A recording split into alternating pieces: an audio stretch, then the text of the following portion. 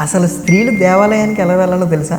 మన సనాతన సాంప్రదాయం ప్రకారం స్త్రీలు దేవాలయానికి ఎలా వెళ్ళాలి అంటే చీర, లంగా ఓణి వంటి సాంప్రదాయ దుస్తులతో పాటు కుంకుమ బొట్టును కూడా ధరించి వెళ్ళాలి. గుడిలో ఇచ్చే పసుపు కుంకుమ నుదుట కుంకుమ అయితే కింద, విభూతి పైన పెట్టుకోవాలి. ఈ విధంగా చేయడం వల్ల మంచిది. అంతేకాక మన సాంప్రదాయాన్ని కాపాడుకోవచ్చు. ప్రతి శుక్రవారం మనం వినాయకుడి గుడికి వెళ్ళేటప్పుడు గరికమాలను సమర్పించి ఓం గం గణపతి నమః అనే మంత్రాన్ని జపించుకోవాలి.